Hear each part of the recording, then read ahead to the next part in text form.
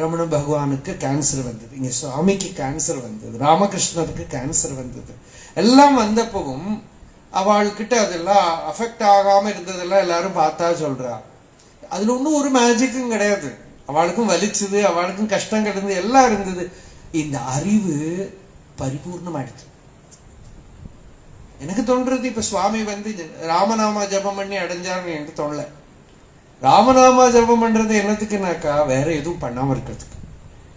Main விஷயம் என்னது? அவன் ஒருத்தன் தான் இருக்கான், வேற யாரும் இல்லை, ஒண்ணும் இல்லை. இதை அழுத்தி அழுத்தி அழுத்தி அழுத்தி அழுத்தி அதுதான் தபசு. அதுக்குதான் எல்லாத்தையும் விட்டு, வேலையை விட்டு, குடும்பத்தை விட்டு, எல்லாத்தையும் விட்டு பிச்சை எடுத்துட்டேன்னா ஒண்ணுக்கும் யாரும் நம்மளை டிஸ்டர்ப் பண்ணக்கூடாது. எதுக்கு பிச்சைக்காரனா இருக்கணும்? நீ ஆதார் கார்டு எடுத்தியா, டாக்ஸ் எடுத்தியா, அதை எடுத்தியா, அடைச்சியா, எங்க கல்யாணத்துக்கு வா, ஊருக்கு வா, அந்த இது போது யாரும் கூப்பிடப்படாது. ஒரு வேலை தான் இருக்கு. அந்த வேலை என்னன்னா அவன் ஒருத்தன் தான் இருக்கான்.